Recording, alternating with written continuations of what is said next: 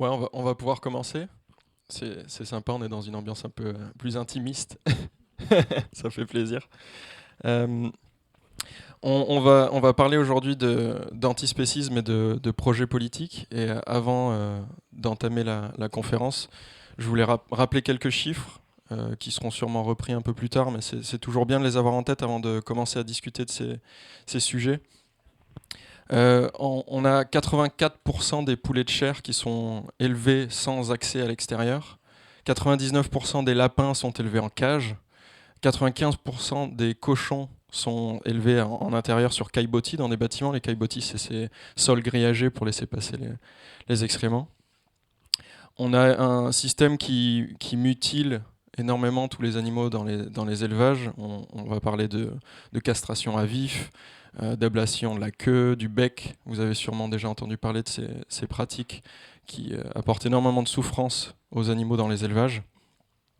Au-delà de la souffrance physique, il y a aussi la souffrance psychique, parce qu'on peut en parler chez les animaux, notamment avec la séparation de la mère et de leurs enfants dans les élevages laitiers notamment. On va aussi noter que le taux de mortalité dans les élevages est très élevé. Pour les cochons, c'est jusqu'à 20% qui mourront avant le jour de l'abattage. Et pour continuer sur la question de l'abattage, je sais ça va un peu plomber l'ambiance, mais encore une fois, on va passer cette étape et puis après, on saura de quoi on parle. C'était ça l'idée. Mais en France, dans les abattoirs, c'est chaque jour 3 millions d'animaux qui sont tués. Donc en France uniquement, c'est 1 milliard par an.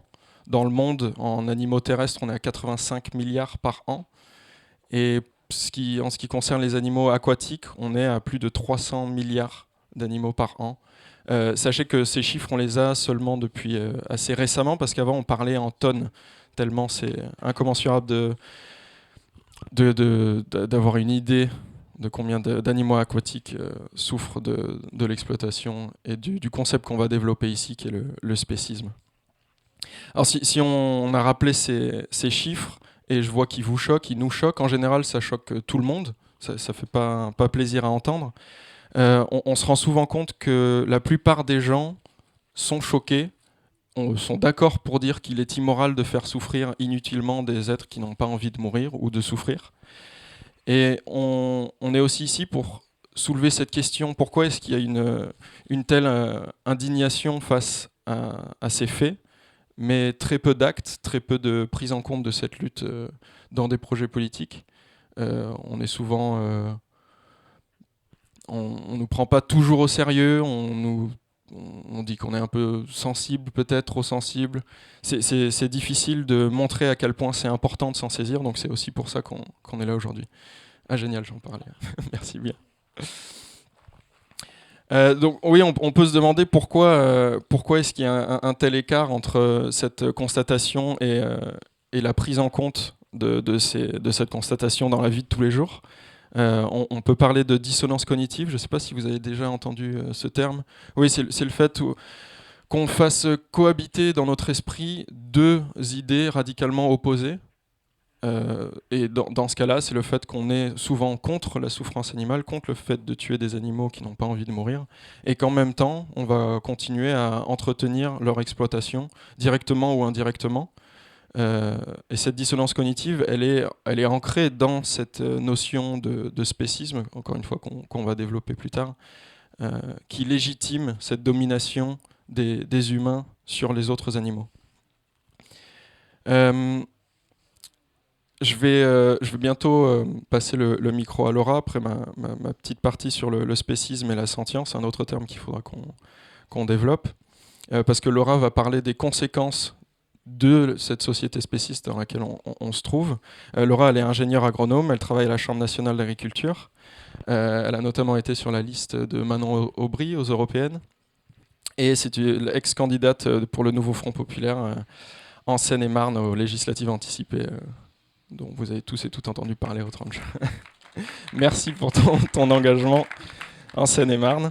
Et ensuite, ce sera Jade qui prendra le relais pour montrer à quel point cette lutte est entremêlée avec d'autres. Donc elle va plutôt parler d'intersectionnalité.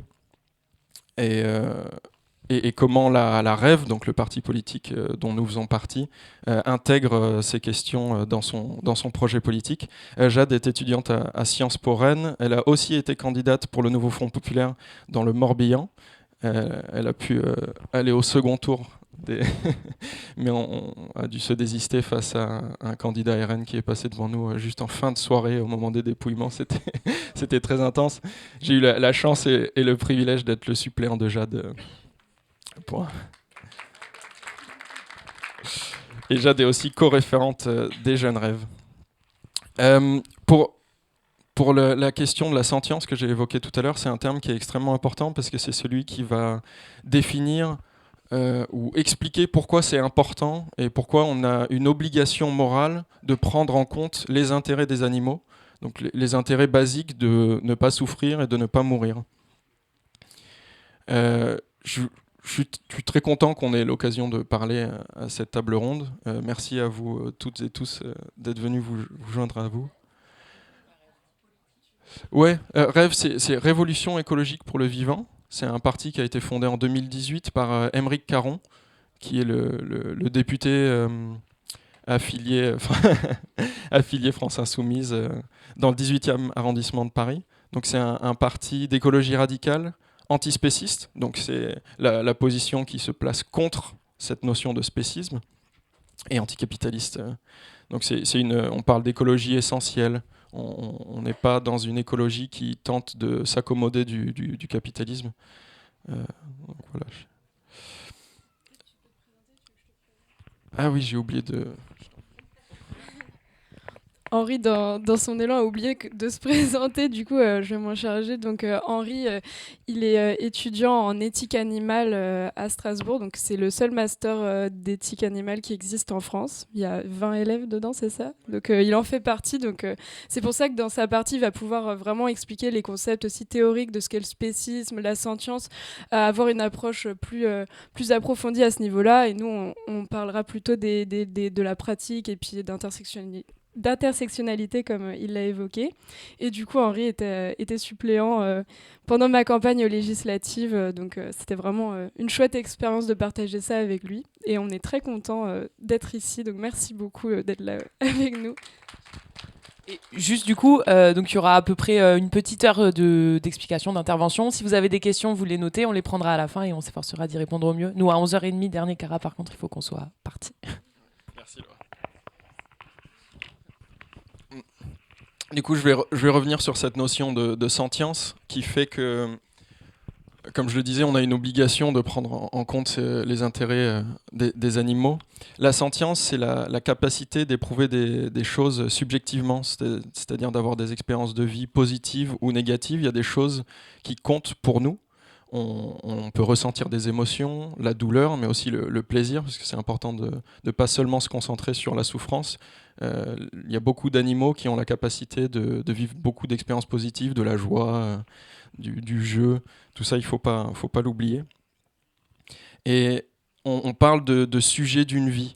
La sentience, ça s'inscrit dans un certain degré de conscience. C'est pas tout à fait synonyme. En général, on l'utilise de manière synonyme. Mais le niveau de conscience le plus élevé, ce serait la conscience de soi. Quand on est conscient de soi, nos actes ont une importance morale. On est censé savoir, on sait ce qui est bon et ce qui est mauvais. Un animal sentient n'est pas responsable moralement pour ses actes. C'est-à-dire qu'il ne fait pas la différence entre ce qui est bon et ce qui est mauvais.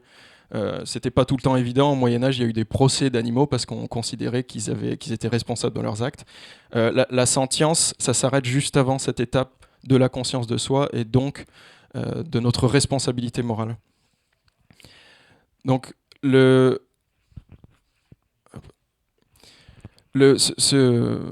concept de sentience, il a été posé par un grand nombre de neuroscientifiques. La déclaration de Cambridge, je ne sais pas si vous en avez entendu parler, c'est pas très connu, mais c'est très important parce que c'est une forme de consensus scientifique sur le fait que les animaux ont des réseaux neuronaux qui sous-tendent la conscience. Donc je disais, il y a plusieurs degrés de conscience, mais là, le terme important, c'est la sentience. La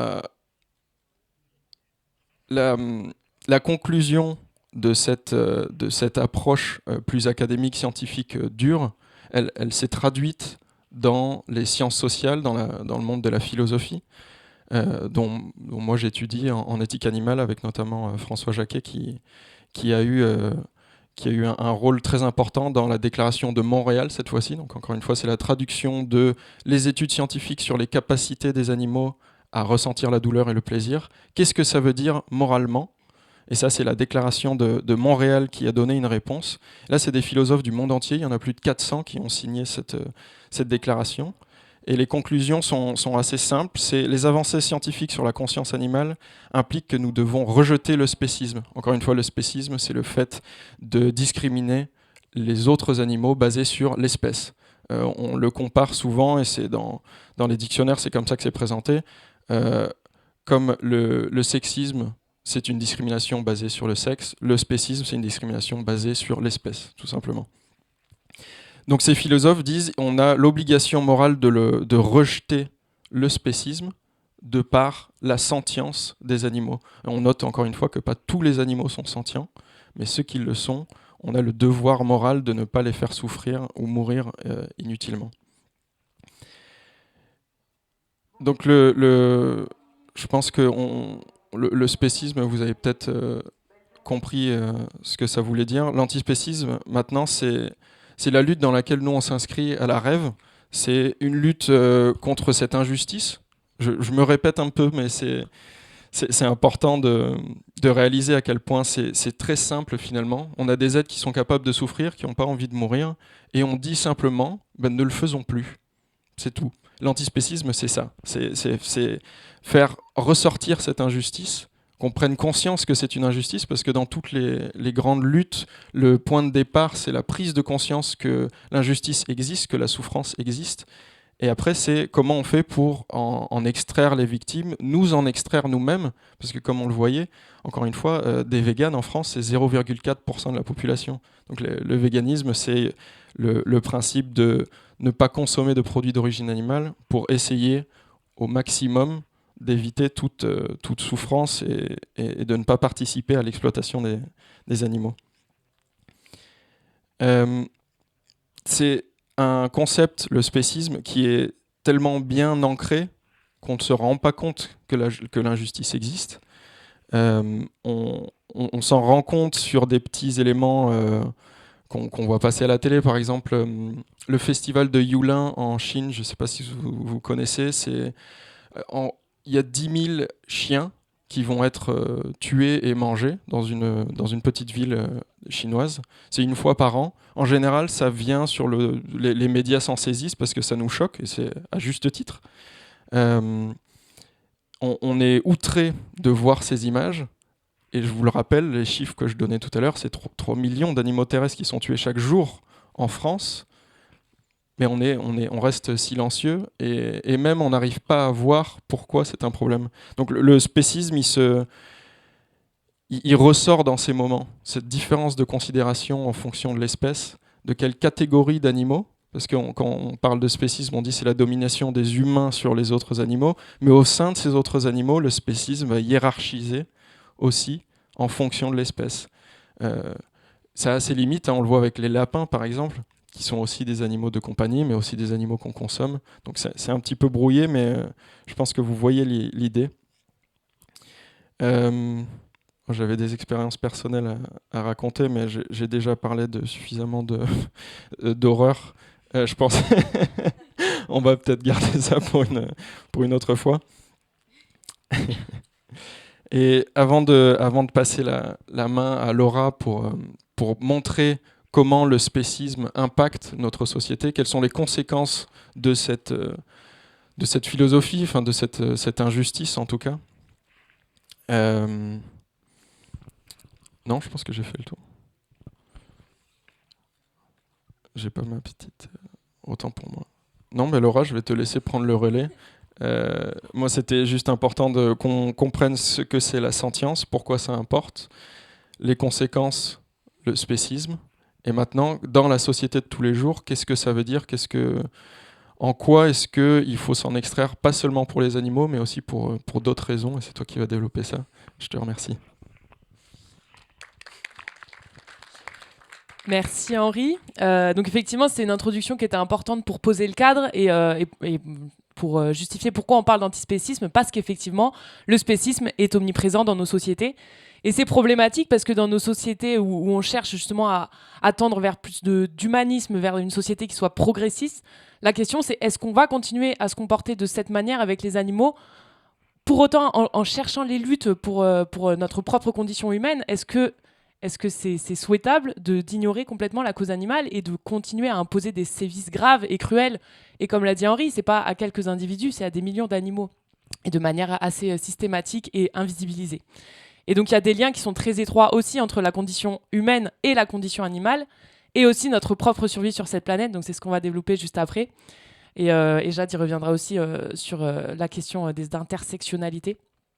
Alors évidemment, le premier exemple dans nos vies quotidiennes de spécisme avéré, c'est dans l'alimentation, l'élevage. Je suis ingénieur agronome et je suis bien placée pour en parler, parce que c'est-à-dire que nous, dans nos formations, on avait vraiment des cours là-dessus sur la production animale, ça s'appelait, et donc de manière très froide et très basique, on nous apprend que le cochon, entre 0 et 6 mois, il doit prendre tant de grammes par jour pour être mûr à 6 mois. À 6 mois, il part à l'abattoir. Un cochon, ça peut vivre 6-7 ans. Et voilà, c'était de manière tout à fait basique qu'on nous parlait de ça. Et puis juste après, on va parler des enjeux environnementaux, qu'on est un petit peu mal barré. Mais voilà, moi, c'est quelque chose qui m'avait choqué en fait. Et ce qui me choquait, c'est qu'il n'y avait pas de réaction dans le public. C'est qu'on était plus de 200 étudiants à écouter passivement voilà, comment on aboutit à ces processus d'élevage là, qui sont des actes absolument odieux. Et voilà, peut-être qu'on était 2 à être choqués dans l'amphi. Et moi, ça m'a vraiment...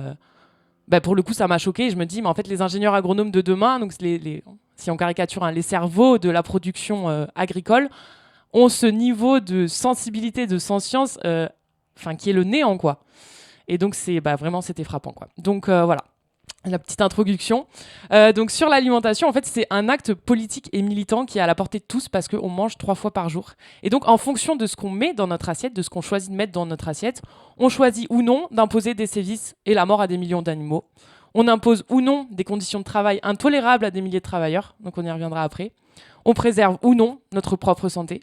On participe ou non à l'effondrement de la biodiversité. On accentue ou non le réchauffement climatique. On contribue ou non à ruiner les poumons de notre planète, à savoir les océans et la très connue forêt amazonienne. Donc en fait, si on pousse le raisonnement, selon ce qu'on met dans notre assiette, on sabote ou non notre propre potentiel de survie. Donc comment on va développer ces différents points? Je vais essayer d'être rapide parce qu'il y a beaucoup de choses à dire. J'ai perdu ma souris. Non, c'est bon. Donc imposer ou non des sévices graves et la mort à des millions d'animaux, donc ça a été développé. Donc il y a évidemment la phase d'abattage, c'est factuel. On tue 3 millions d'animaux par jour, c'est 34 animaux par seconde. Donc depuis qu'on a commencé, il y a des milliers d'animaux qui ont perdu la vie. Voilà, vous savez, ce sont des techniques qui sont héritées de l'après-Seconde Guerre mondiale, c'est-à-dire qu'on est dans le Fordisme, dans les abattages, maintenant c'est une personne à une tâche, et on fait ça à la chaîne, à la chaîne, à la chaîne.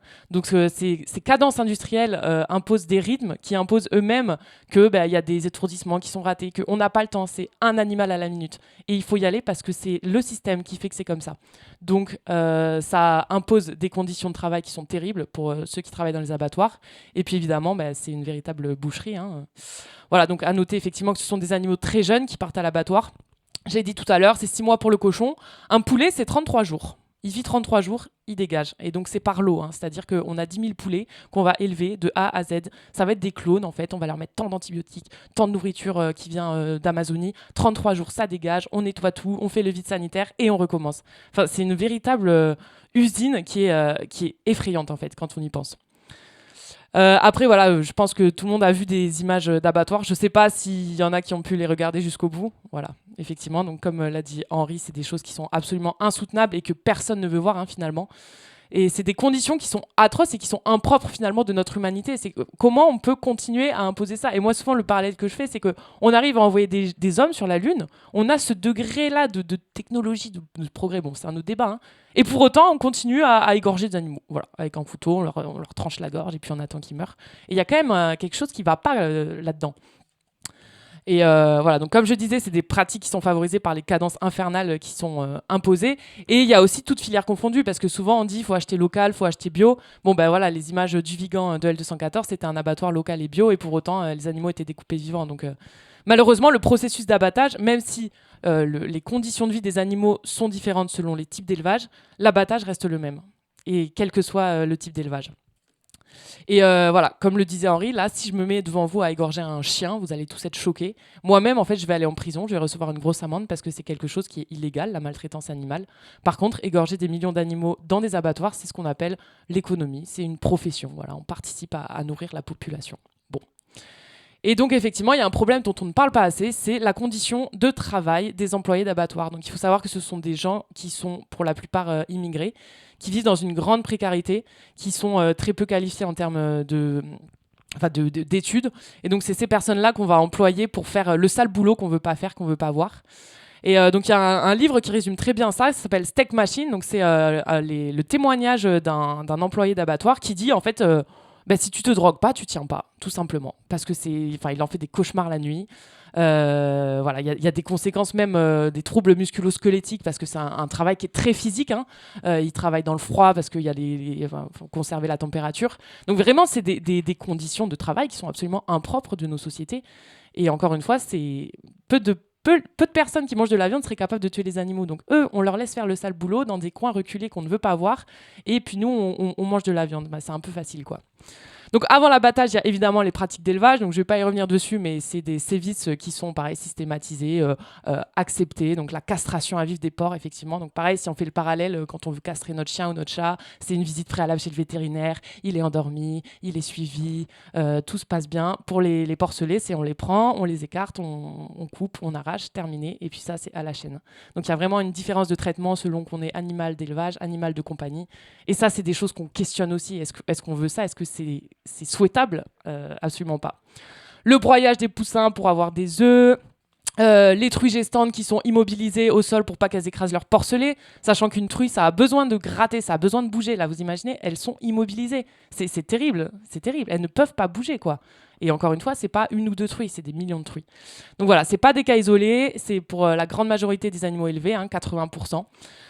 Et voilà, petite quand même anecdote, l'article L214 du code rural, qui a donné son nom à la très connue association, dit « Tout animal étant un être sensible doit être placé par son propriétaire dans des conditions compatibles avec les impératifs biologiques de son espèce. » Donc on est en train de même pas respecter le code rural en fait, en faisant ça. Voilà, c'est joyeux. Donc entre l'élevage et l'abattage, il y a évidemment les transports. Donc pareil, on va pas y passer 1000 ans, mais ce sont des conditions atroces. Nous, quand on a chaud, les canicules, etc., on se met sous la clim. Eux, ils sont entassés dans des camions sur des milliers de kilomètres. Pas d'eau, pas de nourriture. Enfin, ce sont des choses atroces. Et puis, tout le monde a dû voir passer des camions avec les animaux. Enfin, je sais pas, quand vous croisez leur regard, moi, ça me brise le cœur. Mais c'est terrible, en fait, de leur imposer ça. Il y a des animaux qui partent sur d'autres continents. Donc pareil, ils prennent le bateau, ils sont entassés. Il y en a plein qui meurent en route, parce que forcément, c'est des conditions qui sont absolument atroces. Donc voilà.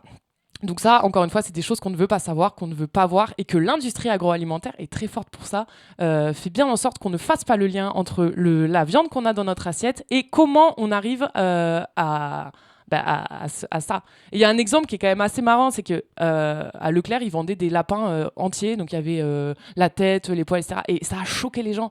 Mais c'est horrible, on vend des lapins sous plastique, etc. Mais en fait, la viande, c'est quoi? C'est pareil, sauf qu'on enlève les poils, on découpe, on a des petites tranches de steak bien belles, donc on ne fait pas le lien. Et vraiment, l'industrie agroalimentaire, là-dessus, elle est très forte. Et il y a un exemple qui est assez pas mal, je trouve, c'est l'industrie laitière. C'est très représentatif de l'hypocrisie, de la manipulation du système et de l'impitoyable machine capitalistique. Pourquoi? Parce que d'un côté, on nous tabasse que les produits laitiers sont nos amis pour la vie. On a toute la petite chanson dans la tête. Donc on le croit, on l'a largement intégré dans notre alimentation. Or, je rappelle que le lait de vache, c'est pour les veaux, on n'a pas le même organisme. Et le lait de vache, c'est fait pour faire grandir un veau de 300 kilos, pas pour faire grandir un humain. Et on est quand même la seule espèce à boire du lait après notre sevrage et en plus d'une autre espèce. Et alors, un peu l'hypocrisie, c'est que maintenant, on vend du lait sans lactose. Mais alors, le lait sans lactose, il faut arrêter de boire du lait. C'est quand même le propre du lait d'avoir du lactose. Donc voilà, nous, on nous a mis ça dans la tête. De l'autre côté, qu'est-ce qui se passe dans les exploitations laitières? Déjà, chez les éleveurs, c'est une grande précarité. Donc, il faut savoir que le secteur laitier, c'est celui qui est le plus touché par les suicides d'agriculteurs. C'est 1 tous les 2 jours. Donc, c'est énorme. À côté de ça, on a des grandes industries agroalimentaires qui s'engraissent sur leur dos. Donc, en 2022, c'était 29 milliards d'euros de chiffre d'affaires. Voilà, donc on voit le décalage. Et donc, il y a évidemment la force du lobbyisme qui tape pour bien faire consommer les produits laitiers. Il y a encore des programmes légumes et lait qu'on pousse à faire dans les écoles pour encore inciter à boire du lait. Et côté élevage, évidemment, si je vous demande comment on fait du lait, je ne sais pas si vous savez, c'est pas la petite vache qu'on voit courir dans les champs, qui donne du lait, qui est toute contente. Non, la vache, c'est un mammifère. Donc pour avoir du lait, il faut qu'elle ait un veau. Le veau, évidemment, on l'arrache. Donc ce qui est très marrant, moi je l'ai vu en exploitation, on arrache le veau à la mer, le veau on va lui donner du lait en poudre, et puis nous on va prendre le lait de la vache pour nous. Enfin c'est un système complètement aberrant. Donc le veau il part se faire engraisser en Espagne, en Italie, donc de conditions de transport, etc. Pareil, c'est terrible. Il est abattu une fois qu'il est mature. La vache, elle est inséminée tous les ans. Bon, l'insémination, c'est un peu comme du viol, pareil, pour l'avoir vu, les vaches, elles sont pas contentes. Et puis, au bout de 4-5 ans, elles sont réformées, elles partent à l'abattoir, sachant qu'une vache, ça peut vivre plus d'une vingtaine d'années. Voilà, donc tout ça, on a bien lobotomisé le cerveau des consommateurs pour ne pas qu'ils y pensent et bien consommer, c'est combien de produits laitiers là tous les jours. Enfin bon, bref. Voilà, donc ça, c'est ce qu'on appelle, nous, l'éthique animale. Et effectivement, à la rêve, on le met au cœur de nos préoccupations. C'est-à-dire qu'à un moment donné, il faut se préoccuper des conséquences de nos actes.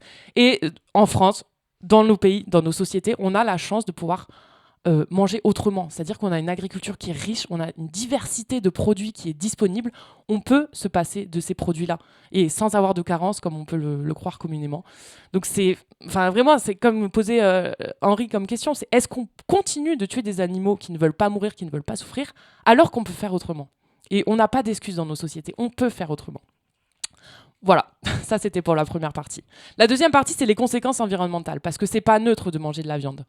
On vit une crise climatique qui est très grave, il y a 6 des 9 limites planétaires qui ont été dépassées, on a urgence à agir, très clairement, je pense que c'est plus à démontrer.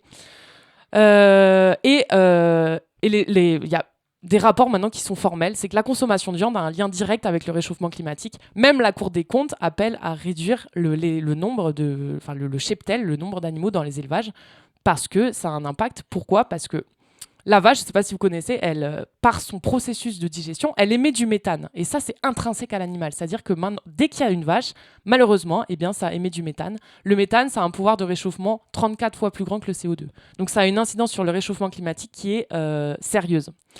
L'élevage, c'est le premier émetteur de gaz à effet de serre en agriculture. Et en France, la consommation des produits animaux représente 61% de l'impact carbone de notre alimentation. Donc là, vous voyez, on a un levier qui est facilement activable et qui est à la portée de tous. Et selon une étude de Réseau Action Climat, réduire de 50% notre consommation de viande, donc c'est accessible, ça va, ça permettrait d'atteindre les objectifs climatiques du pays. Donc vous voyez l'impact énorme qu'on peut avoir juste par notre alimentation. Il y a d'autres problématiques aussi, mais Jade y reviendra, c'est l'utilisation des terres. L'élevage occupe 70% des terres agricoles. Pourquoi ? Parce que l'élevage, en fait, ce qu'on oublie, c'est qu'à un moment, il faut les nourrir, ces animaux d'élevage. Et en France, on n'a pas assez de surface, donc on va la chercher ailleurs. Et typiquement, la déforestation de l'Amazonie pour planter du soja et l'importer, c'est pas pour nourrir les véganes. Le soja importé d'Amazonie, ça va directement dans les élevages. Donc on participe à la déforestation du poumon de la planète.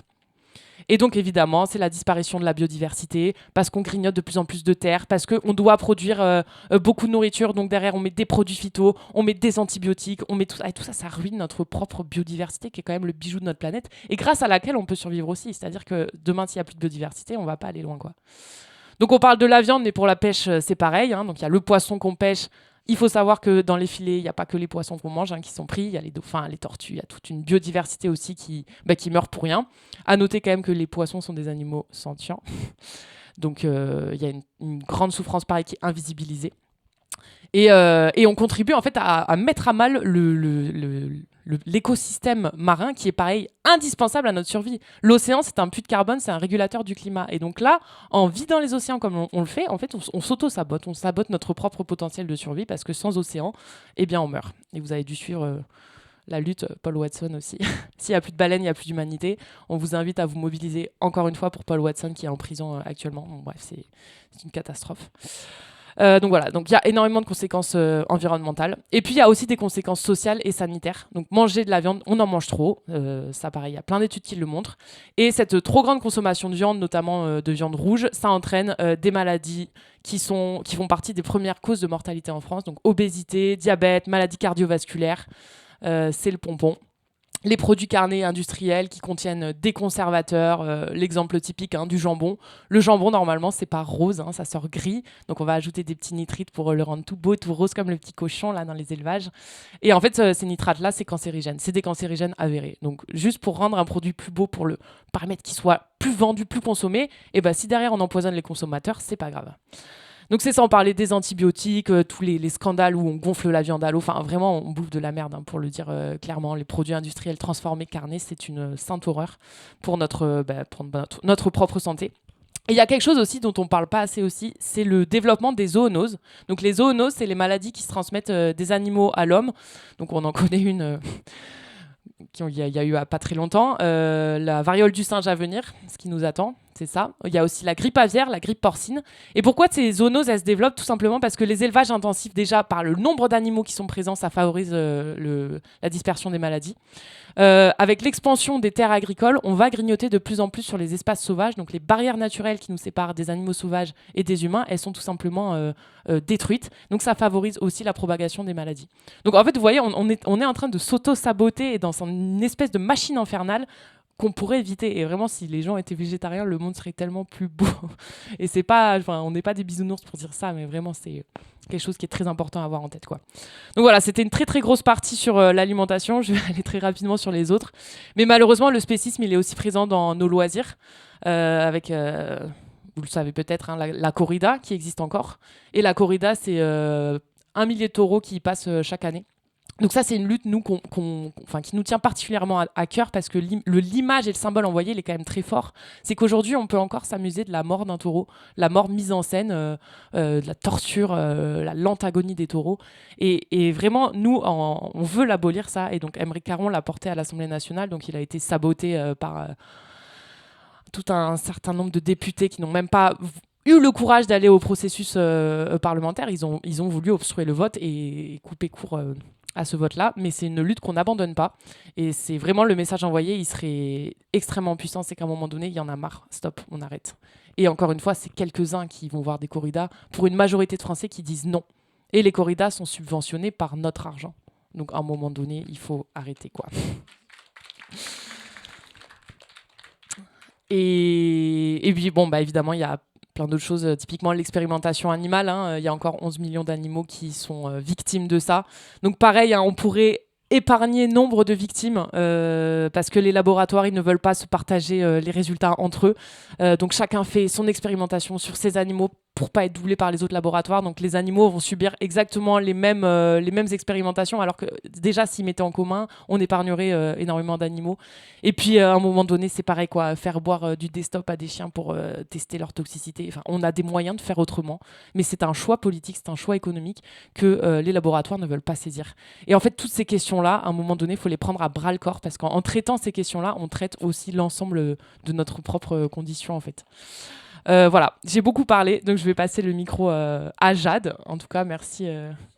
Ah oui, évidemment, il y a la chasse, les chasses à court, tous les processus de chasse. Même quand ils nous disent on est les régulateurs, etc., et qu'ils élèvent leurs petits sangliers, leurs petits faisans pour les relâcher. Enfin, c'est une funeste hypocrisie aussi, la chasse. Bon, il y aurait tellement de choses à dire que... Voilà, je laisse la parole à Jade. Enfin, il y a quand même un côté positif, oui, c'est que, juste pour revenir sur l'alimentation, ça peut être joyeux quand même, le véganisme, l'antispécisme, c'est qu'on découvre des saveurs, c'est qu'on arrive à vivre autrement dans la joie, dans le respect de l'autre et on s'en porte pas plus mal, quoi. Merci. Merci beaucoup, Laura. Bon, du coup, comme vous avez pu le voir, il y a beaucoup de choses à dire, il y a beaucoup de choses à dénoncer. C'est pas très joyeux, hein. C'est vrai que ça mine le moral d'entendre tout ça. On se dit qu'on marche vraiment sur la tête. Comment on peut encore tolérer ça dans notre société? Et du coup, moi, je vais me concentrer plutôt sur la nécessité de prendre l'antispécisme dans sa globalité et d'en apporter une vision intersectionnelle, parce qu'on ne peut pas uniquement se concentrer sur l'antispécisme, puisque l'antispécisme est en lien avec toutes les autres luttes au final. Lutter contre le spécisme, c'est lutter déjà directement contre le capitalisme. Parce que comme on le sait, l'industrie de l'exploitation animale, en fait, c'est une énorme industrie, c'est une énorme machine à sous qui nourrit les poches de l'agrobusiness.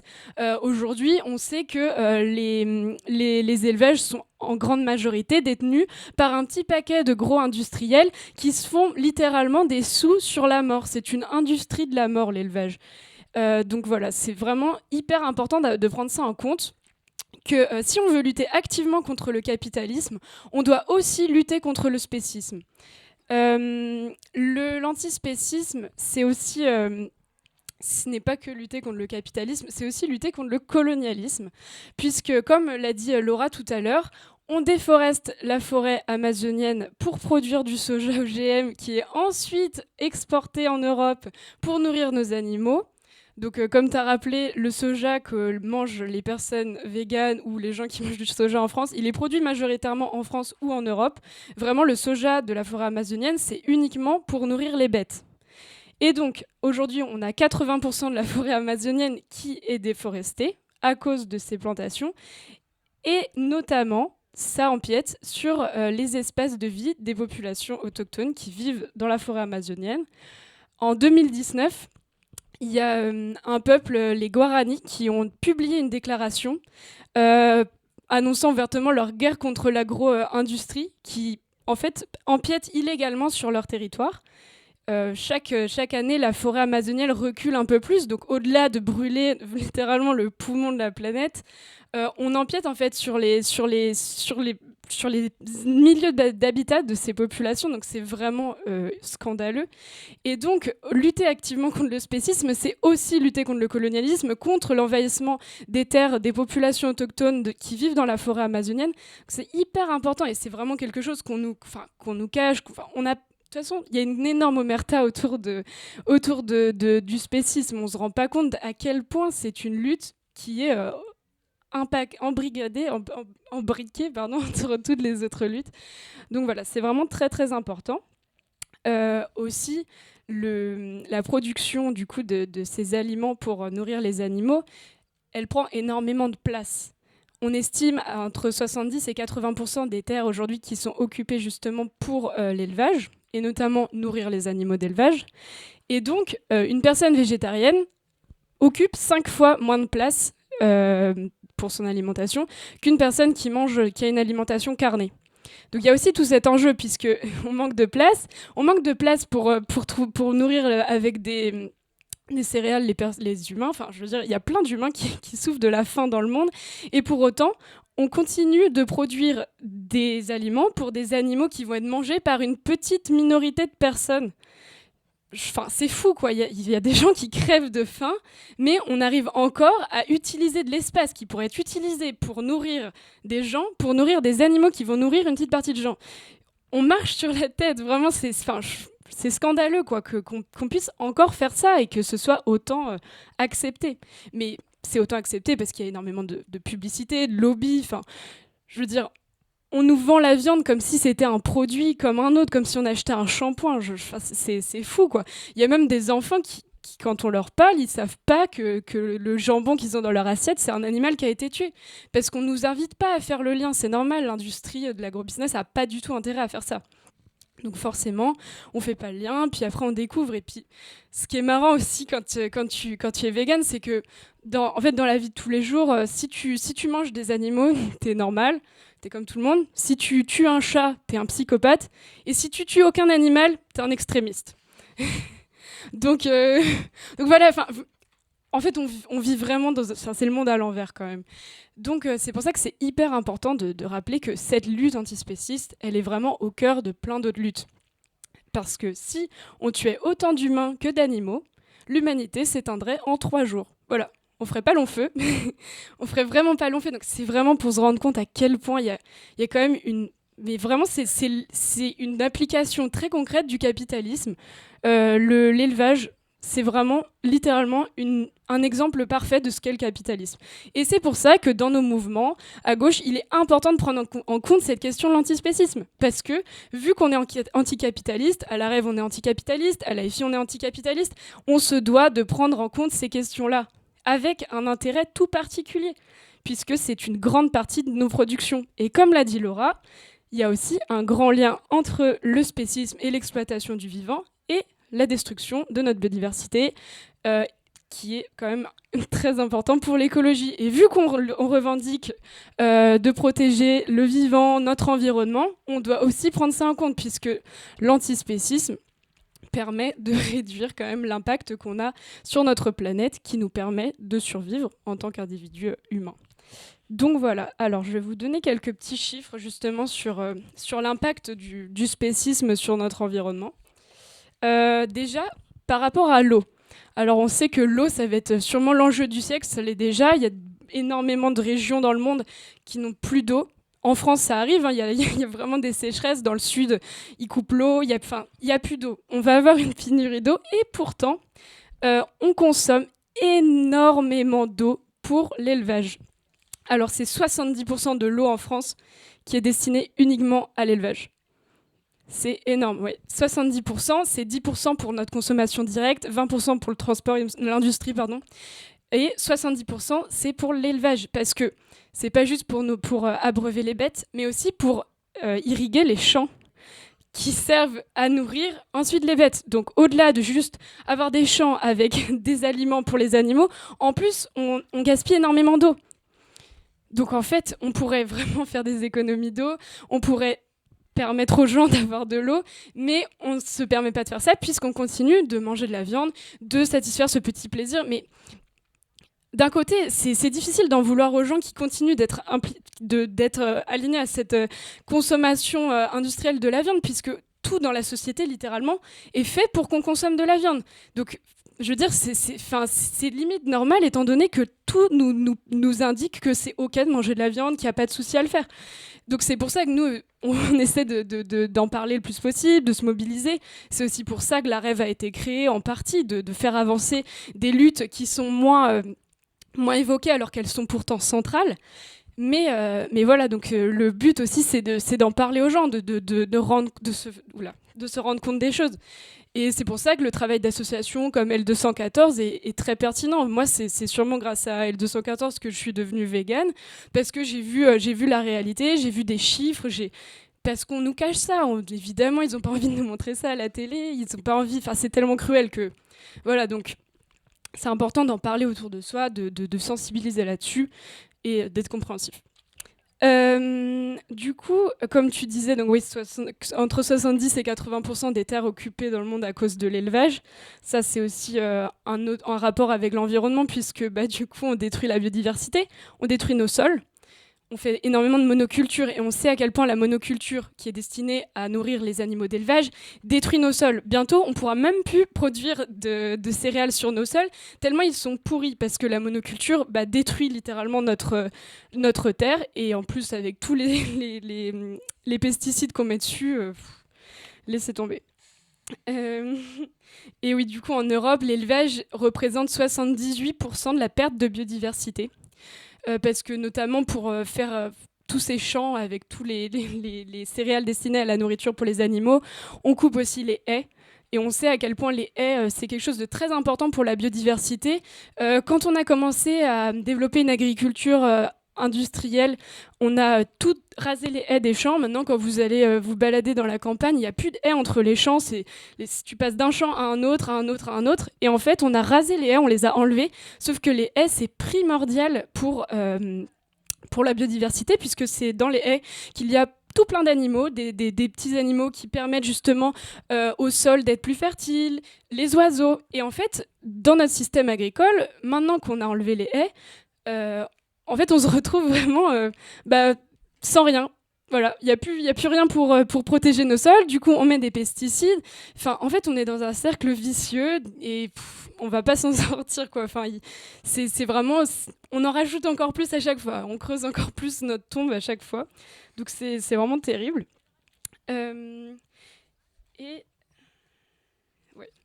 Du coup, voilà, donc comme je disais, vraiment, c'est hyper important de prendre en compte la lutte antispéciste au cœur des autres luttes et d'avoir une vision intersectionnelle de cette lutte.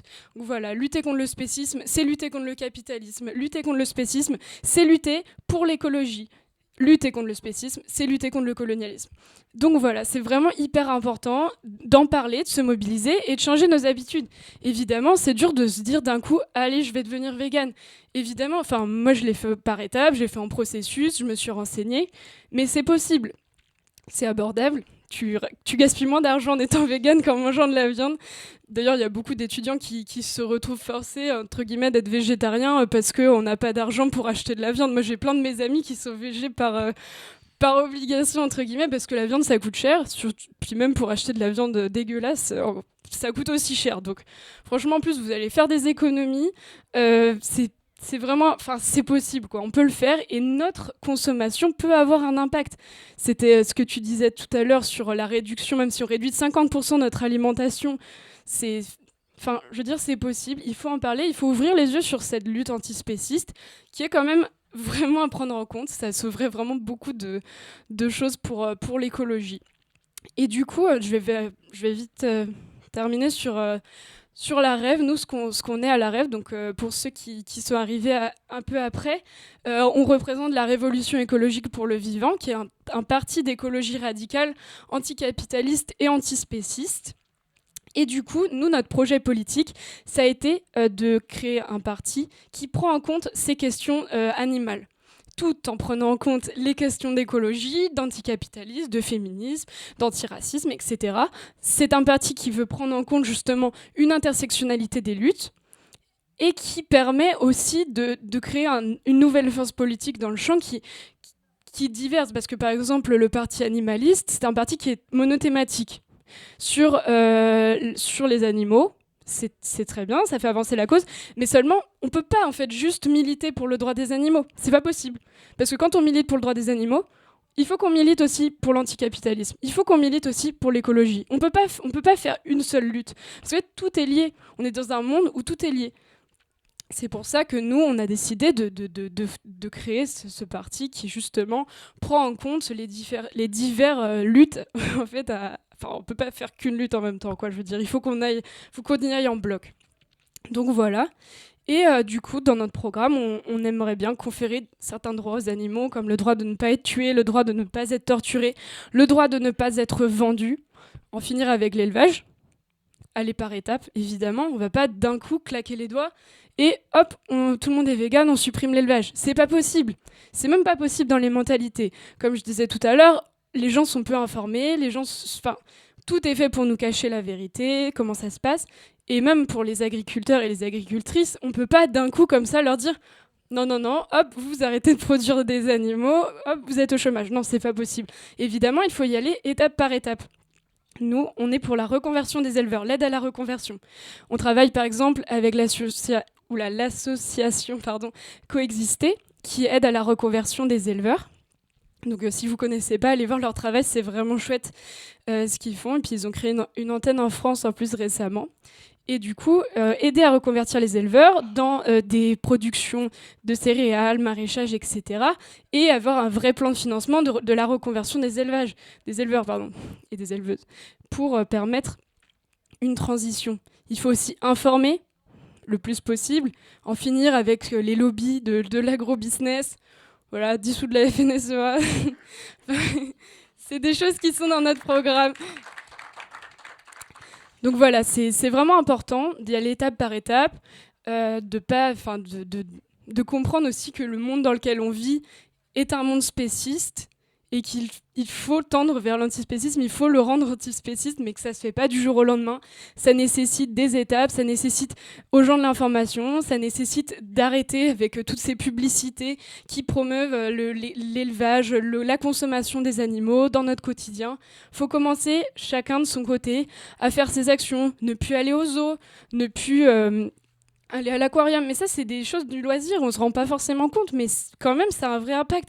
Les zoos qui se targuent de protéger les animaux, etc., alors que c'est du vent, quoi. C'est des foutaises. Les animaux, ils sont enfermés dans des enclos. Je veux dire, le lion, là, les lions qui sont à Beauval, là, ils ont rien à faire en France. Hein. Ils sont pas du tout dans leur état naturel. On marche sur la tête. Vraiment, c'est n'importe quoi ce qu'on fait. On est en train de détruire notre biodiversité en faisant des mix comme ça. C'est pas possible.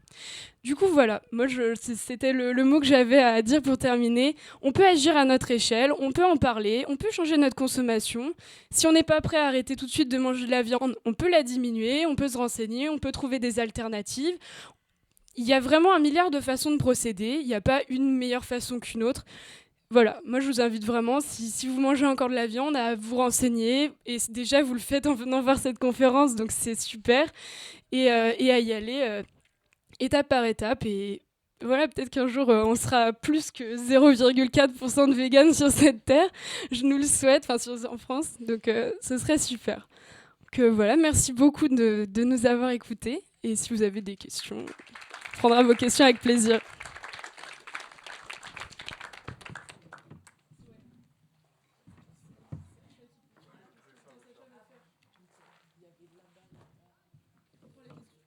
On prend les questions, on en prend 3 et puis on répond. Et puis après, on en...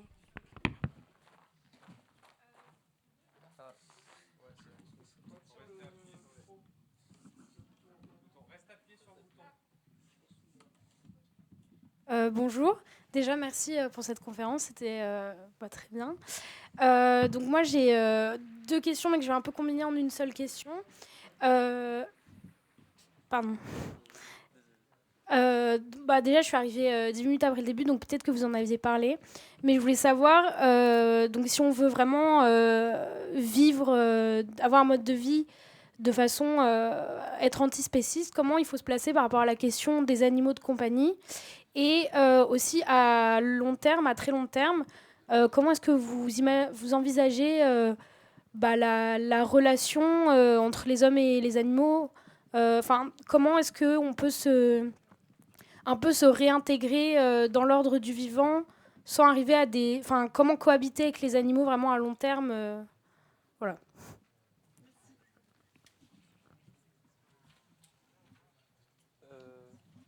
Vous voulez qu'on pose toutes les questions?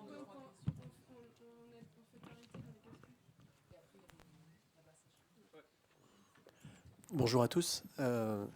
J'avais 2 messages sur le message et une question. Par rapport au message, je travaille pas mal sur les questions de déforestation au Brésil et il faut que quand on parle de la déforestation liée à l'élevage, liée à la production de soja, il faut parler aussi du Cerrado, qui est un écosystème qui est sous l'Amazonie et qui est majoritairement impacté par l'expansion du soja. Et c'est vrai que souvent on parle de l'Amazonie comme seul biome impacté, et c'est aussi le Cerrado. Et en fait, il y a des populations autochtones qui sont venues en France pour en parler. Justement, en mars, on les a aidés pour leur tour. Donc, voilà. Donc, dans le message, c'est bien de parler aussi de ce biome, parce qu'ils sont assez touchés par le fait qu'on protège que l'Amazonie et plus trop le Cerrado. Et dernièrement, la déforestation en Amazonie baisse et elle augmente au Cerrado. Donc, petite parenthèse. Je voulais aussi dire au niveau du message, mais ça c'est plutôt par rapport à ce qui est dit sur le grand remplacement. On a déjà vécu un grand remplacement au niveau de la planète, c'est le remplacement de toute la mégafaune par justement les animaux d'élevage. Il y a, en termes de poids, le poids des mammifères sur Terre, il y a 98% du poids des mammifères sur Terre, c'est soit des êtres humains, soit des animaux domestiques. Il ne reste plus que 2%, bon, c'est entre 1 et 4% d'animaux sauvages, donc les baleines, etc., etc. Donc ça, je pense que souvent quand on dit l'impact sur l'environnement, il est à venir, en fait, on a déjà détruit une grande partie du vivant, et en particulier les animaux qui sont sur notre niche écologique, c'est-à-dire les grands animaux, et les mammifères en l'occurrence. Et donc ma question, c'était par rapport aux solutions. Je ne sais pas si vous en avez parlé au début, mais il y a de plus en plus en ce moment de discussions entre les pays anglo-saxons et les pays français et un peu partout sur la question de la viande cellulaire et les alternatives végétales. Il y a beaucoup d'entreprises, en l'occurrence JBS, qui est la plus grosse entreprise de production de viande au monde, qui est brésilienne, qui se lance dans la viande cellulaire pour diversifier leurs solutions et qui en fait font de la fausse viande. Alors, on peut dire de la viande végétale, il y a plein de discussions sur ce sujet, mais je voulais questionner justement par rapport à l'aspect anticapitaliste, parce que ça reste des entreprises énormes qui détruisent le vivant et qui continuent à baser leur modèle économique sur la destruction du vivant, sur la viande, on va dire la viande de bœuf en l'occurrence, ou de volaille, mais qui, comme les grands pétroliers, font un petit peu de trucs mieux. À côté, mieux, où ça peut se discuter. Et donc je voulais savoir quel était votre positionnement sur cette question de la viande cellulaire, avec ces grands groupes capitalistes qui sont dans l'agro-business, qui se lancent dans la viande cellulaire. Merci en tout cas pour cette conférence.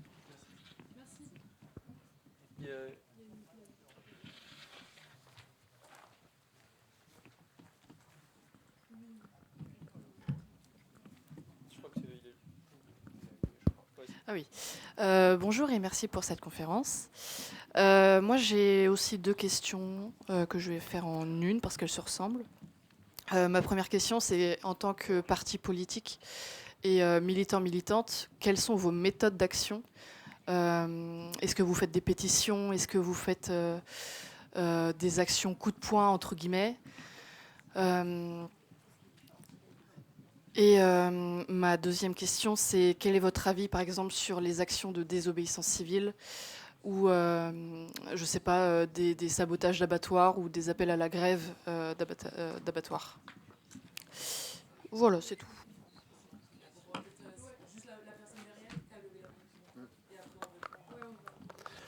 Bonjour, moi juste une question sur la notion, le camarade tout à l'heure a parlé de la question justement de la viande cellulaire, etc.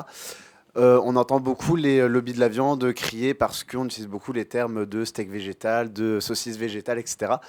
Comment réussir à contrer, entre guillemets, ce lobby voilà. Comment réussir à contrer ce lobby, excusez-moi. Voilà. Merci.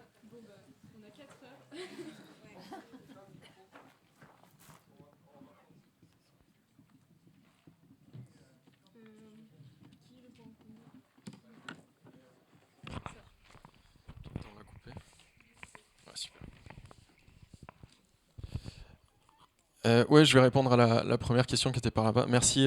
Sur la relation humains-animaux, comment cohabiter et la question des animaux de compagnie.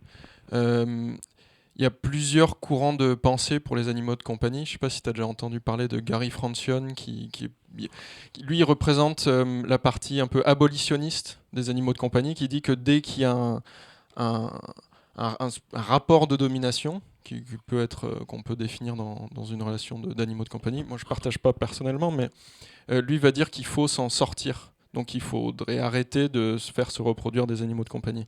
Ça c'est une philosophie. Je ne pense pas que ce soit celle que la rêve défend. Ouais. Mais ouais, il n'y a pas de... Ça fait pas du tout consensus, ouais. Je pense qu'une approche qui pourrait être intéressante, c'est celle de Sue Donaldson et Will Kimlicka, avec leur livre Zoopolis. Je ne sais pas si tu as déjà entendu parler. Là, ça donne pas mal de pistes de réflexion parce qu'ils font une distinction entre des catégories d'animaux en fonction du rapport qu'on entretient avec eux et avec la distance, à quel point on est proche d'eux dans le quotidien. Et avec les animaux de compagnie, il y a leur théorie, c'est qu'on a des devoirs envers eux et qu'ils peuvent aussi participer activement dans nos sociétés. Donc là, c'est un rapport plus sain qui peut exister complètement.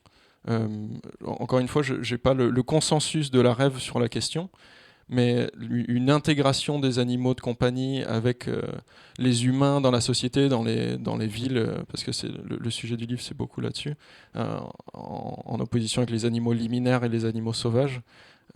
C'est complètement possible, c'est souhaitable même. Enfin, encore une fois, je donne plutôt mon avis sur la question.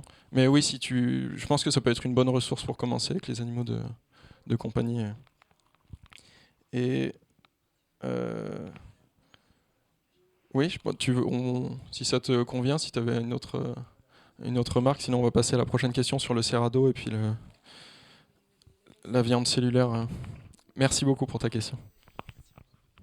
Oui, donc déjà, merci beaucoup pour cette précision. Effectivement, c'est important de le prendre en compte. Enfin, oui, il y a l'Amazonie, mais il y a tout un tas d'écosystèmes qu'on détruit ultérieurement. Par rapport à la viande cellulaire, et je pense que vous avez à peu près répondu, hein, il ne s'agit pas de récupérer la cause pour servir le capitalisme. Et c'est ce qui est actuellement fait. Hein. Il y a des grands groupes agroalimentaires qui se mettent à faire de la viande végétale. Je ne pense pas que ce soit pour leur empathie. Voilà, Erta, exactement, pour ne pas les citer. C'est pas pour leur empathie pour les animaux, hein, c'est qu'eux, ils y voient un marché. Et donc, ils récupèrent la cause à des fins capitalistes. Et donc ça, évidemment, nous, c'est des choses contre lesquelles on est, pour lesquelles on s'oppose. Et donc, en termes de solutions, en fait, c'est très simple, oui et non. Il s'agit d'aller le plus possible vers des produits qui sont le moins transformés possible. Et typiquement, il y a un produit qui est fabuleux, c'est la légumineuse, parce qu'elle a énormément de protéines. La légumineuse, agronomiquement parlant, elle va capter l'azote de l'atmosphère pour la... Enfin bon, bref, je vais pas rentrer dans les détails, mais moi, c'est des choses qui m'intéressent énormément. C'est très bon pour l'agronomie, c'est très bon pour le sol, c'est très bon pour la santé humaine. Et les lentilles, les pois chiches, les haricots rouges, c'est des choses qui sont facilement cuisinables. Donc vraiment, il faut tendre le plus possible vers soutenir les petits agriculteurs locaux, avoir des produits le moins transformés possible, qui ne parcourent pas la moitié de la planète pour arriver jusqu'à nos assiettes. Respecter la saisonnalité aussi. Voilà, ça c'est dans la panoplie de solutions qu'on a. Et en fait, on découvre aussi énormément de produits. Moi, quand je suis devenue végane, il y a des choses que je connaissais pas du tout. Et quand on va dans les rayons des supermarchés, les légumes, c'est poireaux, pommes de terre, carottes. Et c'est triste en fait. Ça ne reflète pas la diversité de ce qu'on peut faire et la diversité de ce qu'il y a dans nos champs. Et souvent, c'est très lié. C'est les petits producteurs qui font ce travail-là de diversifier, de faire plein de micro-parcelles. Et en fait, les énormes champs de poireaux qui approvisionnent nos supermarchés, à un moment, il faut s'en affranchir de ça. Et c'est pas rendre honneur à la diversité du travail que font nos agriculteurs, quoi. Voilà. Et peut-être rapidement sur comment réussir à contrer les lobbies justement des lobbies de la viande qui ne veulent pas qu'on utilise ces dénominations-là. Bon, alors c'est quand même marrant, hein, parce que le lait végétal, ça choque. Par contre, le lait démaquillant, ça c'est ok. Les fruits de mer, c'est ok. L'huile de moteur, vous en mettez pas dans vos salades, j'espère. Attention, faut pas tromper le consommateur. Hein. Donc, il y a quand même eu un grand coup de revers de médaille, c'est qu'ils ont essayé de faire interdire ces dénominations-là, mais ils ont été tout simplement, contrés. Enfin, voilà, exactement. Le Conseil d'État a tout simplement annulé cette disposition qu'ils voulaient faire, tout simplement parce que ça a créé de la concurrence déloyale et que c'est des choses qui ne sont pas possibles, en fait. Donc, c'est là où on voit qu'ils sont prêts à tout, hein, les lobbies de la viande, les lobbies du lait, mais juste, à un moment donné, ils vont pas y arriver. Et comment contrer ça ? C'est, je pense, faire de la pub autour de soi, continuer à acheter des produits, je sais pas trop, mais ouais, exactement, se mobiliser et acheter les produits et leur montrer à quel point ils sont ridicules de faire ça, quoi. Voilà. Et du coup, pour la question sur nos modes d'action à la rêve et sur la désobéissance civile, etc. Alors nous, on a quand même l'avantage, qui reste un avantage, d'être un petit parti. Du coup, ça nous permet aussi de diversifier notre mode d'action et on est aussi assez proche des associations. On a d'ailleurs le soutien officiel de beaucoup d'associations, dont Sea Shepherd, etc. Notre vice-présidente à la rêve, c'est Lamia Essemlali, la présidente de Sea Shepherd France. Et du coup, on a un fonctionnement qui se rapproche à la fois du milieu associatif, avec des actions coup de poing. Par exemple, pour lutter contre ce qui se passe actuellement à Gaza, on avait fait une action coup de poing devant la Tour Eiffel en mettant des poupées en fait ensanglantées devant la Tour Eiffel avec une banderole Stop Génocide pour alerter. Donc c'est ce genre de mode d'action qu'on peut adopter aussi du fait qu'on est un plus petit parti, que voilà, il y a aussi beaucoup de liberté au sein du parti vu que chacun peut apporter facilement ces initiatives. On a envahi le salon de l'agriculture aussi. On est allé à la rencontre des lobbies. On les a un peu confrontés. Aussi, on est allé à la rencontre des agriculteurs, évidemment, et des agricultrices pour discuter, ce qui est primordial. On a aussi des actions plus classiques, tractage, collage, réunions publiques, universités d'été, qui commencent aujourd'hui. C'est pour ça qu'on doit partir pile à 11h30, parce qu'on doit y aller juste après. C'est jusqu'à dimanche à Roanne. Donc voilà, on a tout un tas de moyens d'action. Et concernant la désobéissance civile, oui, évidemment, on soutient ce mode d'action, on le revendique d'ailleurs. On n'a aucun souci avec ça. Il faut aussi parfois secouer, hein, parce qu'on ne peut pas uniquement se contenter de dire oui, il faut mettre fin au spécisme. Ça ne marche pas comme ça, et pas que pour le spécisme. pour aussi toutes les autres luttes. Donc oui, notre parti ne se prive pas de la désobéissance civile. C'est aussi l'avantage d'être un plus petit parti. Donc c'est sympa. Est-ce qu'il y a d'autres questions? Ouais. On reprend 3-4 questions. On a le temps de toute façon.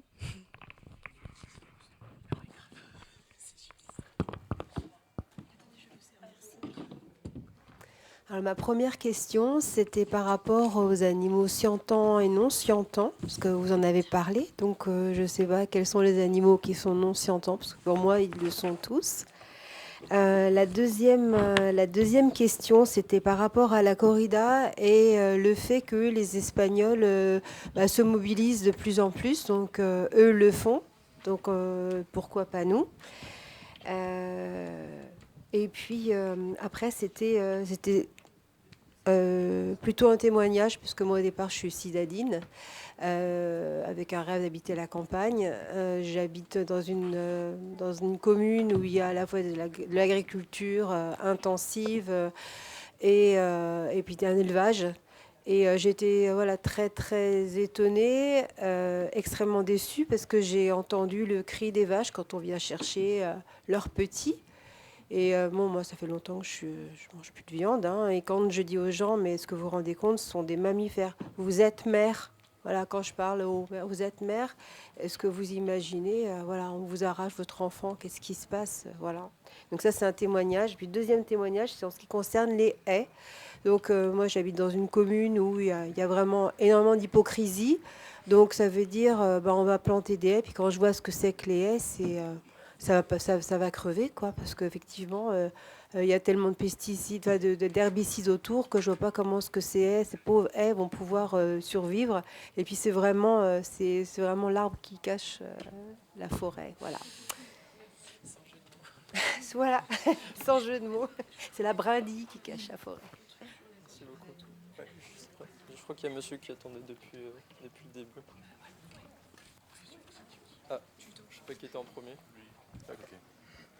Bonjour, alors je suis Pierrick, je suis éleveur de porcs à Rennes, en bio, et je suis trésorier de la Confédération paysanne d'Ille-et-Vilaine. Je ne vais pas rentrer dans un débat stérile parce qu'effectivement nos projets politiques anticapitalistes s'opposent.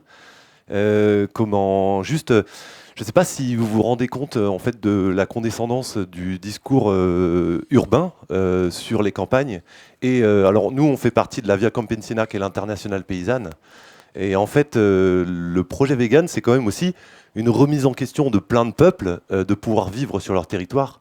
Votre discours, nous, quand on l'explique en fait aux camarades Peul, Sub-Sahara, c'est une remise en question de pouvoir habiter dans le Sub-Sahara sans élevage.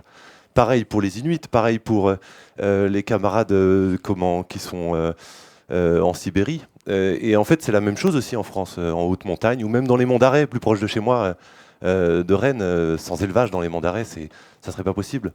On a toujours ce prisme que, effectivement, sur les terres occidentales, on peut produire des légumineuses, etc. Et moi, je vous rejoins à 100% sur la critique anticapitaliste que vous faites. Ce que je trouve dommageable, c'est que du coup, vous créez une fracture avec la gauche anticapitaliste paysanne, qui elle lutte depuis longtemps contre le système agro-industriel. Moi je revendique le droit de pouvoir abattre moi-même mes animaux sur ma ferme, ce que j'ai pas le droit de faire, enfin si pour mon autoconsommation, mais pas pour la vente. Et en fait, on pourrait lutter tous ensemble pour abattre le système agro-industriel et on serait une force vraiment puissante si on arrivait à s'allier. Mais vous jetez toutes les agricultures avec la même eau et nous, on trouve ça ultra violent et très condescendant parce que il n'y a pas de paysans véganes autour de nous. Ça n'existe pas. C'est-à-dire qu'en fait, dans nos milieux, dans la gauche paysanne, moi, je suis né dedans. Mes parents sont paysans, je suis paysan, etc. Je ne vois pas de paysans véganes, de mouvement, de lutte au sein de la conf, ça n'existe pas. Et on a l'impression que nous, les paysans, on ne réfléchit pas à ce qu'on fait. Moi, j'assume complètement politiquement d'abattre mes animaux. D'accord ? Peut-être que ça vous dépasse d'abattre des animaux qu'on aime, mais moi, j'abats des animaux que j'aime. C'est compliqué à comprendre, mais je pense que il va falloir que tous ensemble, on travaille pour essayer de se comprendre. Et pourquoi nous, on a un projet politique qui considère que l'élevage paysan, c'est quelque chose qui est indispensable pour lutter contre le réchauffement climatique, pour s'en sortir agronomiquement dans le système. Voilà. Donc je suis pas venu ici pour créer un débat stérile, ça m'intéresse pas. Surtout que je rencontre rarement des véganes anticapitalistes. Parce que des véganes qui vont à McDo manger de la salade, en fait, pour moi, c'est une incohérence totale. Et je crois qu'on est d'accord là-dessus. Oui, voilà, c'est ça, mais bon. Voilà, donc je vais pas prendre la parole plus, mais du coup, moi, ça m'intéresse de créer du débat là-dessus et vraiment de dire, rendez-vous compte qu'on vous voit comme des urbains à essayer de nous dire comment nous, on doit travailler et que, en fait, c'est ultra condescendant de votre part, en fait.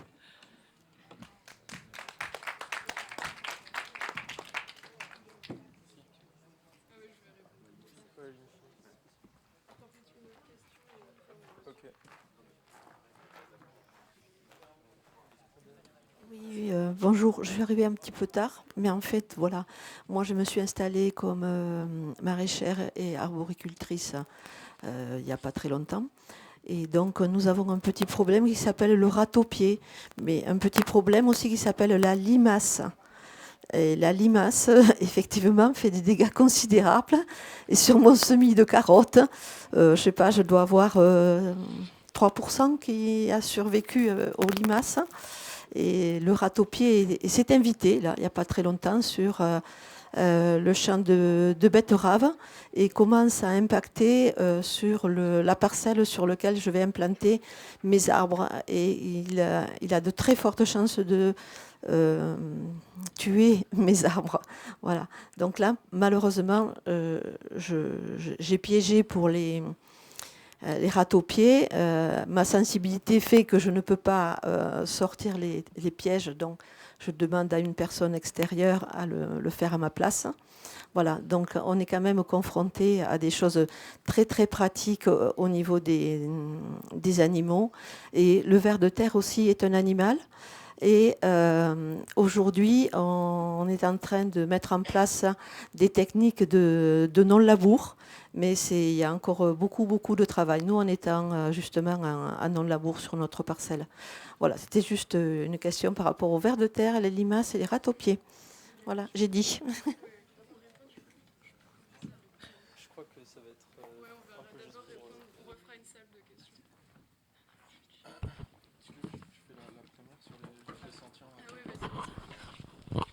Oui, je vais répondre à votre question sur qui rejoint un peu celle-ci sur quels sont les animaux sentients finalement. Le consensus c'est que la plupart des vertébrés sont sentients. Pour ce qui est insectes, arthropodes, etc., c'est plus compliqué. Il n'y a pas vraiment de résultats. Il n'y a pas d'éléments qui pensent à prouver qu'il y a une forme de sentience, de conscience. Il n'y a pas de système nerveux relié à un cerveau qui interprète l'information. Donc la sentience, c'est surtout les vertébrés et il y a des mollusques qui ont été étudiés. On a réussi à démontrer ça.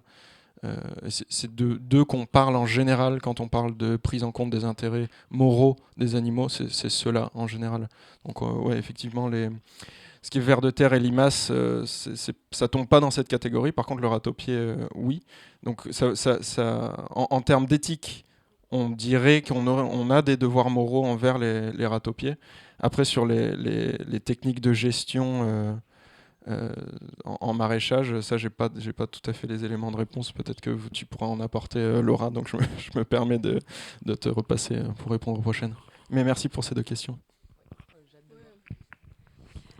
Du coup, moi, je vais répondre aux camarades de la Confédération paysanne. Du coup, déjà, on n'a pas forcément des luttes qui s'opposent diamétralement. Je pense qu'on aura quand même une divergence fondamentale de point de vue sur le fait que nous, on n'est pas pour tuer les animaux et vous êtes éleveurs. Donc voilà, donc factuellement, on aura une divergence qui, là, ne pourra pas être conciliable, je pense. Mais par contre, alors on n'est pas des véganes urbains. Moi, j'ai grandi en campagne. Toute ma famille est agricultrice, littéralement tout le monde. Je vis en Bretagne, donc je connais bien ce milieu-là. Je vous rassure, je suis pas fâchée avec ma famille. On peut clairement discuter avec les éleveurs, les agriculteurs. C'est d'ailleurs à la Rêve, on revendique une agriculture paysanne. Comme je disais, on va pas sortir de l'élevage comme ça en un claquement de doigts. Notre priorité, comme la vôtre, je pense, c'est de sortir de l'élevage industriel en premier.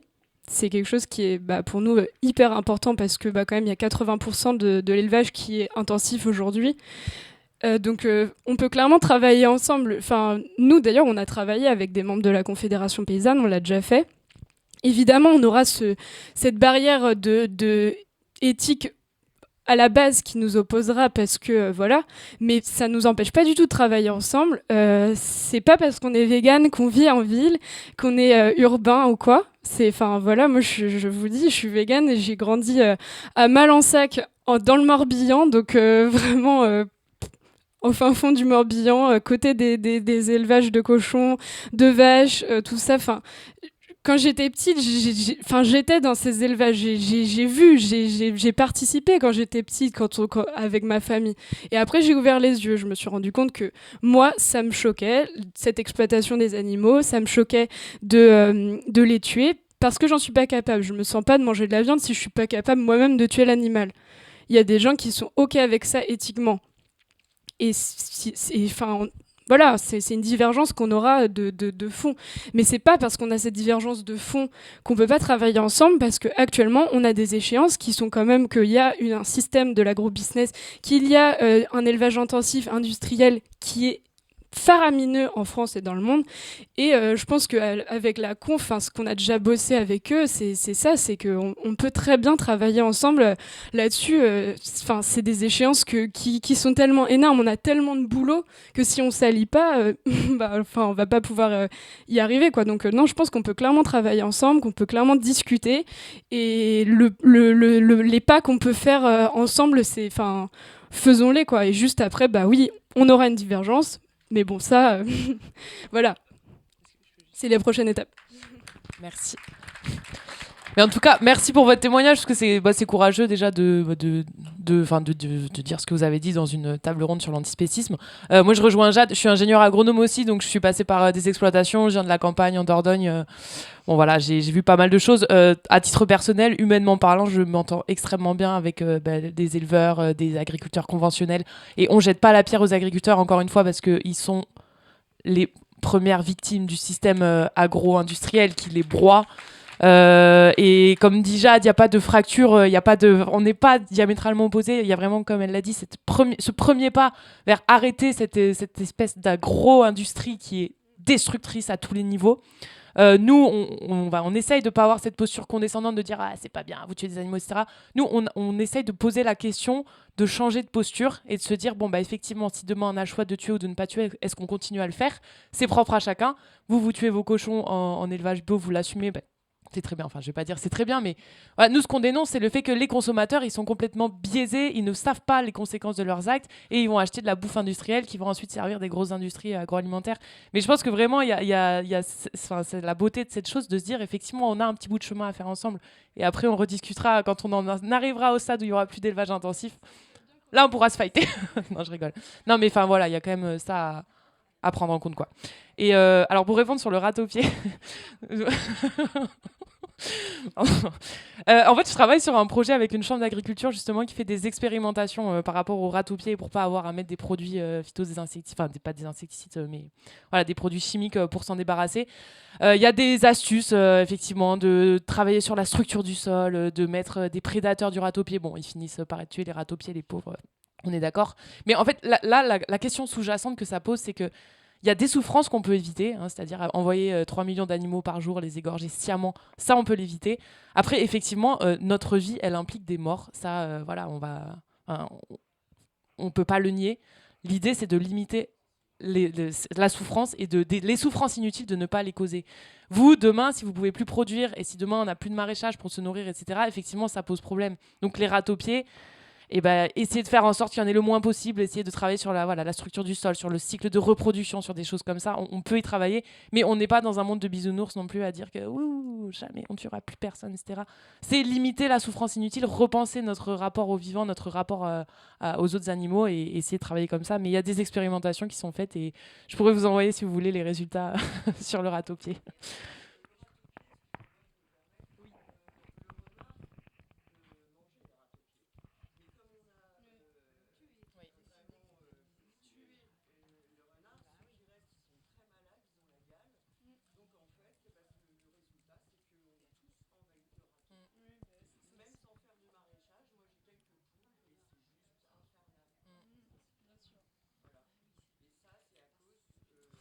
Mais effectivement, ouais. Il y a tous les services écosystémiques, donc c'est les services rendus gratuitement par la nature qu'on est en train de détruire, c'est ça, en utilisant les pesticides, en détruisant la biodiversité, en détruisant les grands prédateurs qui, pour le coup, pourraient travailler, nous être utiles. Attention à la notion d'utilitarité, hein, mais tout à fait, ça pose cette question-là, et c'est pour ça qu'on arrive à des systèmes qui sont de plus en plus pauvres, qui sont de plus en plus dépendants des produits phyto, de l'intervention de l'homme, et qui, en fait, si demain il y a un aléa climatique, quelque chose qui vient perturber les écosystèmes, ils ne sont plus aptes à s'auto-défendre parce qu'ils sont tellement fragiles, ils sont tellement dopés aux produits chimiques que maintenant, c'est comme le disait Jade, quoi, les sols ils sont morts. Enfin, c'est un cercle vicieux qui nuit à notre propre survie finalement.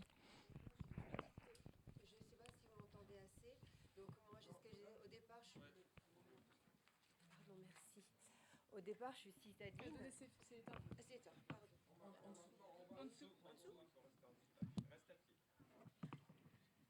C'est bon?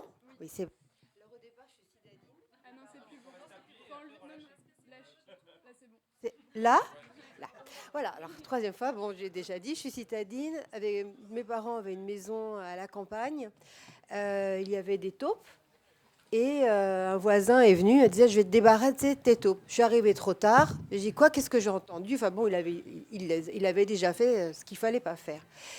Et de ce jour-là, on a eu des râteaux-pieds. Voilà, donc c'est une analyse que je m'étais faite. Bah, tiens, finalement, on a détruit un équilibre. Et puis on voyait, c'est pareil, les plantes disparaître à vue d'œil. Voilà, c'est tout ce que j'avais à dire. Peut-être que l'équilibre, j'en sais rien. Taupe, râteau-pied, moi j'avais fait la constatation. Il reste 5 minutes. Du coup, on va avoir le temps, je pense, pour une question ou deux. Rapidos, je vais passer le micro parce que Sacha est parti.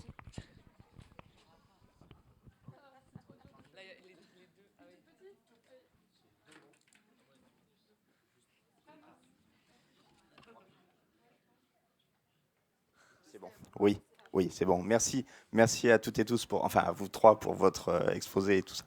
Et du coup, c'est les solutions que vous proposez. Est-ce qu'il y a un guide justement pour orienter avec peut-être des pistes pour orienter tout un chacun, parce que vous disiez tout à l'heure qu'on doit communiquer autour de nous. Est-ce que vous avez un guide simple pour dire, voilà, si vous voulez faire telle étape, voilà ce que vous pouvez faire, 10, 15, voilà, c'est tout. Merci. Merci. Le monsieur avec la casquette rouge. Ouais.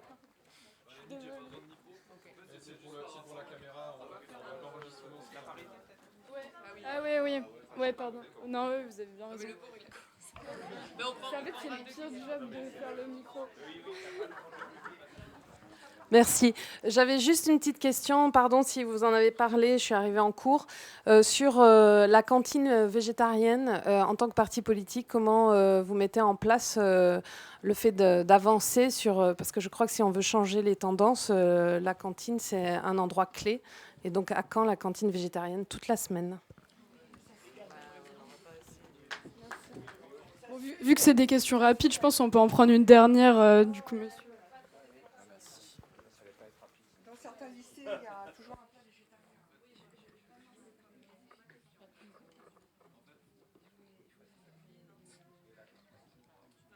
Oh.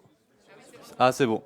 Et ouais, c'était juste en fait pour rappeler la deuxième partie de la question de l'éleveur du coup qui demandait par rapport aux modes de vie qui sont contraints en termes de terres arables et qui du coup sont très dépendants de l'élevage pour leur survie.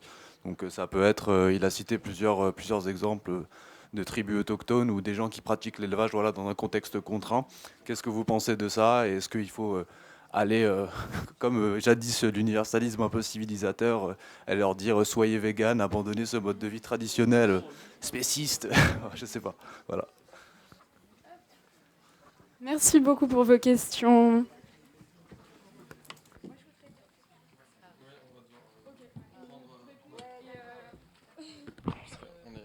Peut-être, ouais, alors très rapidement sur les guides et les pistes. Alors L214 pour ça, ils sont vraiment top. Ils font tout un tas d'idées, de recettes, du pas à pas. Il y a le Veganuary, c'est être vegan pendant un mois par exemple, avec des recettes guidées tous les jours.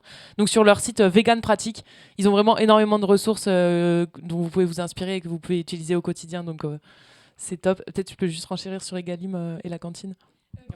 Pour la cantine, alors évidemment à la Rêve on est carrément pour. En plus le plat végétarien vegan c'est le plat le plus laïque, donc c'est aussi le plat qui poserait le moins de soucis puisqu'on a toujours aussi ces questions-là qui sont posées dans les cantines quand on voit les maires. C'était le maire de la commune de Béziers, je crois, qui avait empêché. C'est ça ? Ouais. Bah. Bref, il avait empêché les enfants qui voulaient pas manger de porc de manger autre chose. Enfin bref, c'était n'importe quoi. Donc évidemment, on soutient ça. On travaille d'ailleurs avec la VF aussi qui lutte vraiment pour ça. C'est clairement des lois qu'il faut mettre en place. C'est aussi, on a la chance d'avoir un député, donc d'avancer sur ces sujets-là. Donc évidemment. Ça passe aussi par la mise en place de lois, de prendre aussi les communes, parce que ça se décide aussi au niveau des communes, donc de participer aussi aux élections municipales, etc. On a des élus municipaux, notamment Karine Sandon qui est élue municipale. Donc voilà, on a possibilité d'agir à ce niveau-là. Et évidemment, c'est vraiment une priorité, pour plein de raisons d'ailleurs. Et... Ouais, et merci. Pour la dernière question, le fait d'aller imposer sa vision à des personnes qui ne vivent pas dans les mêmes conditions que nous. Moi, je vais juste emprunter un concept philosophique très rapidement, qui est le fait de réfléchir aux conditions de justice. C'est qu'on n'apporte pas les mêmes solutions en fonction de si c'est possible ou pas de vivre en tuant des animaux ou pas. Donc c'est-à-dire que nous, on a le choix, c'est relativement facile, donc on a une obligation morale de réfléchir et de le faire. Les personnes qui peuvent pas, évidemment qu'on n'a aucune leçon à donner, on n'a aucun angle, aucun principe philosophique à aller imposer. Ce serait très très très malvenu de notre part, hein, effectivement. Ouais.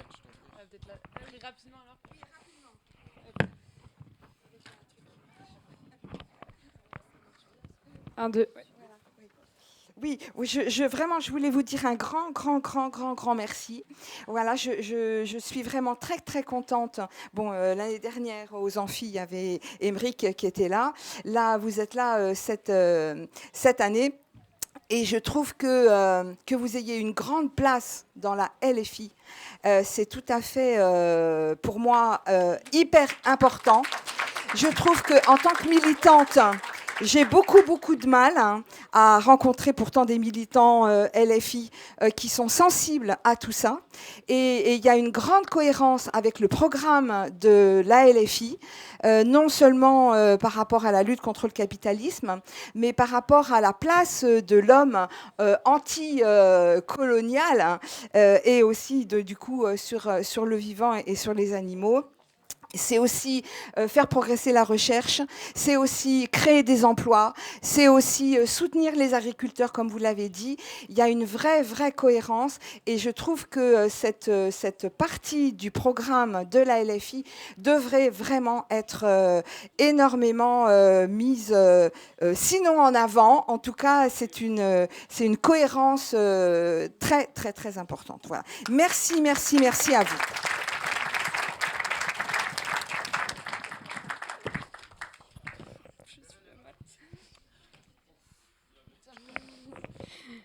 Du coup, merci beaucoup pour ce message, ça nous fait vraiment plaisir. Du coup, c'est l'heure pour nous d'y aller parce que du coup, on a un train pour aller aux universités d'été de la Rêve. Ouais.